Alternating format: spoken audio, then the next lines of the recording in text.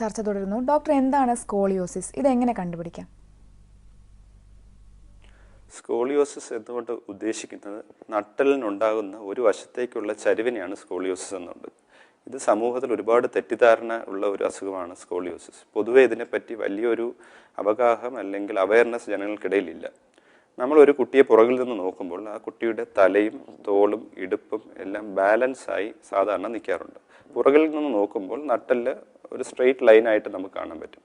പക്ഷേ സ്കോളിയോസിസ് ഉള്ള അവസ്ഥയിൽ കുട്ടിയുടെ ശരീരം ഒരു വശത്തേക്ക് ചരിയുകയും നട്ടല് നമ്മൾ പുറമേ നിന്ന് നോക്കുമ്പോൾ എസ് ഷേപ്പ് അല്ലെങ്കിൽ സി ഷേപ്പ് ആകൃതിയിൽ വളഞ്ഞിരിക്കും.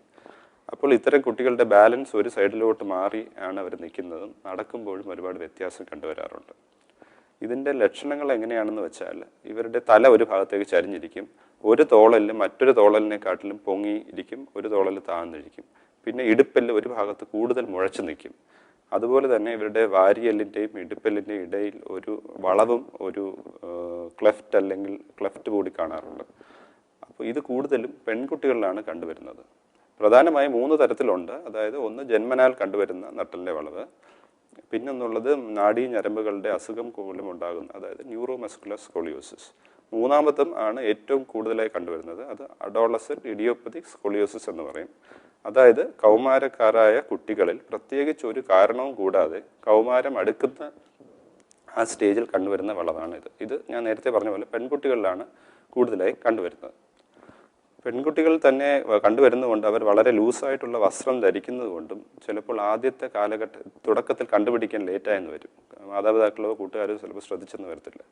പക്ഷേ എന്നാലും നമ്മളിത് ശ്രദ്ധിക്കേണ്ട കാര്യങ്ങൾ, ഒരു കുട്ടിയെ പുറകിൽ നിന്ന് നോക്കുമ്പോൾ അതിൻ്റെ ഞാൻ നേരത്തെ പറഞ്ഞ പോലെ തോളലിനും ഇടുപ്പലിനും എല്ലാം പ്രശ്നങ്ങളുണ്ടെങ്കിലും അത് കുനിയുമ്പോൾ, കുട്ടി മുന്നോട്ട് കുനിയുമ്പോൾ അതിൻ്റെ വാരിയൽ ഒരുപാട് തള്ളിയിരിക്കുന്നതായി കാണും, കൂന് പോലെ ഇരിക്കുന്നതാണ്. അതിനെയാണ് നമ്മൾ റിബ് ഹമ്പ് എന്ന് പറയും. അതാണ് കാഴ്ചയ്ക്ക് നമ്മൾ പുറകിൽ നിൽക്കുമ്പോൾ നട്ടല് വളഞ്ഞ് കൂനിയിരിക്കുന്ന ഒരു മുഴ പോലെ മുഴച്ചിരിക്കുന്നതായി കാണുന്നത്. ഇതാണ് ഇതിൻ്റെ വളരെ പ്രധാനമായിട്ടുള്ള കാഴ്ചക്കാർക്ക് അഭംഗി ഉളവാക്കുന്ന ഒരു ലക്ഷണം. ഇത് കാരണം കുട്ടികൾ വളരെ ലൂസായിട്ടുള്ള വസ്ത്രം ധരിക്കാനും പുറമേ കാണാതിരിക്കാനും ഇവർ ശ്രമിക്കാറുണ്ട്. പക്ഷെ എത്ര തന്നെ ശ്രമിച്ചാലും ആൾക്കാർക്ക് ഇത് നടത്തത്തിലും ബാക്കിയുള്ള കാഴ്ചയിലുള്ള അഭംഗി പെട്ടെന്ന് തിരിച്ചറിയാൻ പറ്റുകയും ഇത് കാരണം ചില കുട്ടികൾക്ക് മാനസിക പ്രശ്നങ്ങളും അപകർഷതാബോധവും സമൂഹത്തിൽ ഇടപെടാനുള്ള വൈമനസ്യവും മാതാപിതാക്കൾക്കൊക്കെ ഒരുപാട് ടെൻഷനും ഉണ്ടാകാറുണ്ട്. ഡോക്ടർ, ഇതിന് ഫലപ്രദമായ ചികിത്സ ലഭ്യമാണോ?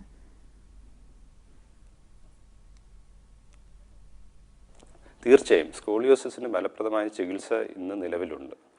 ഇത് ഇങ്ങനെ ഒരു കുട്ടിക്ക് സംശയമുണ്ടെന്ന് നമുക്ക് തോന്നിയാൽ ഒരു വിദഗ്ധനായ ഓർത്തോപെഡിക് സർജനെയോ അതായത് അസ്ഥിരോഗ വിദഗ്ധനെയോ നട്ടലിൻ്റെ ചികിത്സ ഡോക്ടറെ കാണിക്കേണ്ടതാണ്, സ്പൈൻ സ്പെഷ്യലിസ്റ്റിനെ കാണിക്കേണ്ടതാണ്. അപ്പോൾ അവരൊരു എക്സ്റേ എടുത്ത് നോക്കിയിട്ടാണ് പിന്നെ ചികിത്സ നിർണ്ണയിക്കുന്നത്. ഭൂരിഭാഗം കുട്ടികളിലും എക്സ്റേ എടുത്തു കഴിഞ്ഞാൽ ചെറിയ വളവാണെങ്കിൽ അതിന് വലിയ ചികിത്സ ആവശ്യമില്ല. അത് പീരിയോഡിക്കലായി എക്സ്റേ എടുത്ത് ഡോക്ടറിൻ്റെ നിർദ്ദേശപ്രകാരമുള്ള ചികിത്സ ചെയ്താൽ മതി. എന്നാൽ ഒരു 20-25 ഡിഗ്രിയിൽ കൂടുതലായി വളവ് കണ്ടുവരുമ്പോൾ നമ്മൾ ബ്രേസിങ് അഥവാ നട്ടലിലിടുന്ന വിവിധ തരം ബെൽറ്റുകൾ ഇടാറുണ്ട്.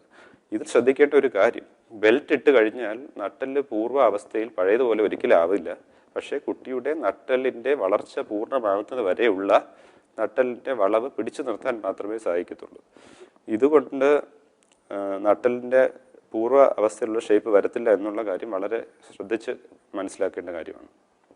എന്നാൽ 40-45 ഡിഗ്രിയിൽ കൂടുതൽ വളവ് ഉണ്ടായി കഴിഞ്ഞാൽ കാഴ്ചക്കാർക്ക് തന്നെ ഇത് ഒരു അഭംഗിയായി, ഒരു കോസ്മെറ്റിക് ഡിഫോമിറ്റിയായി മാറിക്കഴിഞ്ഞു.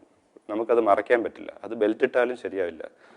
അതിന് മരുന്ന് കൊണ്ടോ യോഗ ചെയ്തുകൊണ്ടോ ഫിസിയോതെറാപ്പി കൊണ്ടോ ഇത് പൂർവ്വാവസ്ഥയിൽ ഒരിക്കലും വരില്ല. അങ്ങനെ കുറേ തെറ്റിദ്ധാരണകൾ നമ്മുടെ നാട്ടിലുണ്ട്. ഇതിനുള്ള ശാശ്വതമായ പരിഹാരം ശസ്ത്രക്രിയ അഥവാ സർജറി കൊണ്ടാണ്. സർജറി നമ്മുടെ ഹോസ്പിറ്റലിൽ, അമൃത ഹോസ്പിറ്റലിൽ വർഷങ്ങളായി ഞങ്ങൾ ഫലപ്രദമായും വിജയകരമായും ഇത് ചെയ്തു വരുന്നുണ്ട്.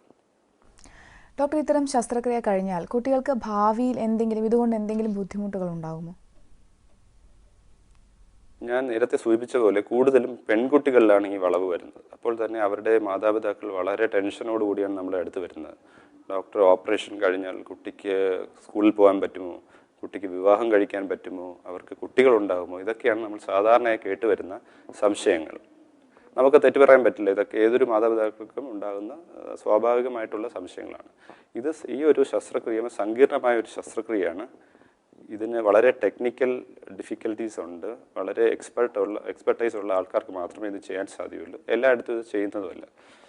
ഇത് ചെയ്തു കഴിഞ്ഞാൽ 1-1.5 മാസം കഴിഞ്ഞ് കുട്ടിക്ക് സ്കൂളിൽ പോയി വിദ്യാഭ്യാസം ക്ലാസ്സിൽ പോകാനും കോളേജിൽ പോകാനും പറ്റും. പിന്നീട് കുട്ടിക്ക് കുനിയുന്നതിനോ നിവരുന്നതിനോ വലിയ ബുദ്ധിമുട്ടുണ്ടാകാറില്ല. 6 മുതൽ 12 മാസം കഴിയുമ്പോൾ ഡോക്ടറിൻ്റെ നിർദ്ദേശപ്രകാരം കുട്ടിക്ക് സ്പോർട്സിലോ ഡാൻസിലോ എന്ത് വേണോ പങ്കെടുക്കാനും പറ്റും. വിവാഹം കഴിക്കുന്നതിനോ കുട്ടികൾ ഉണ്ടാകുന്നതിനോ ഇത് യാതൊരു തരത്തിലും ഒരു തടസ്സവും സൃഷ്ടിക്കുന്നില്ല. ഒരുപാട് ഞങ്ങളുടെ രോഗികൾ വിവാഹം കഴിച്ച് കുട്ടികളായി സുഖമായി ജീവിക്കുന്നുണ്ട്.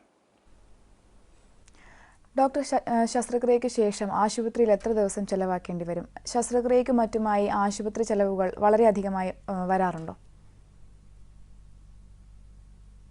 സാധാരണമായി ഈ വളവ് കണ്ടുപിടിച്ചു കഴിഞ്ഞാൽ നമ്മൾ കുട്ടികളുടെ മാതാപിതാക്കളുമായി സംസാരിച്ചിട്ടാണ് സർജറിയുടെ ഡേറ്റ് ഫിക്സ് ചെയ്യുന്നത്. ഒരു എമർജൻസിയായി ചെയ്യേണ്ട ഒരു ആവശ്യമില്ല. എല്ലാവരുടെയും സൗകര്യം നോക്കിയാണ് സാധാരണ ചെയ്യുന്നത്. ഓപ്പറേഷൻ കഴിഞ്ഞാൽ സാധാരണ ഒരാഴ്ച കഴിഞ്ഞ് കുട്ടി വീട്ടിൽ പോകും. ആശുപത്രി തന്നെ കുട്ടി നോർമലായി നടന്നതിന് ശേഷം മിക്കവാറും എല്ലാ കുട്ടികളും 5 മുതൽ 7 ദിവസത്തിനുള്ളിൽ തന്നെ വീട്ടിൽ ഡിസ്ചാർജ് ആയി പോകാറുണ്ട്. പുറം രാജ്യങ്ങളിൽ ഇത് വളരെയേറെ ചിലവുള്ള ഒരു ശസ്ത്രക്രിയയാണ്. അമേരിക്ക, മറ്റ് രാജ്യങ്ങൾ, യൂറോപ്പിലൊക്കെ വളരെയധികം ചിലവ് വരുന്ന ഒരു ശസ്ത്രക്രിയയാണ്. പക്ഷേ നമ്മുടെ നാട്ടിൽ ഇത് താരതമ്യേന കുറഞ്ഞ രീതിയിൽ നമുക്ക് ചെയ്യാൻ സാധിക്കുന്നുണ്ട്. വളരെയധികം നന്ദി ഡോക്ടർ, ആരോഗ്യ വാർത്തയിൽ പങ്കെടുത്തതിന്. കുട്ടികളിലെ നടുവേദനയും നട്ടലിൻ്റെ വളവുണ്ടാക്കുന്ന ആരോഗ്യ പ്രശ്നങ്ങളും അതിനുള്ള ചികിത്സാവിധികളെയും കുറിച്ചാണ് ഇന്ന് ആരോഗ്യ വാർത്തകൾ ചർച്ച ചെയ്തത്. ചർച്ചയിൽ പങ്കെടുത്തത് Kochi Amrita institute of medical സയൻസസിലെ ഓർത്തോപീഡിക് വിഭാഗം സ്പൈൻ സർജനായ ഡോക്ടർ കൃഷ്ണകുമാറാണ്. ആരോഗ്യ വാർത്തയിൽ ഒരിടവേള കൂടി.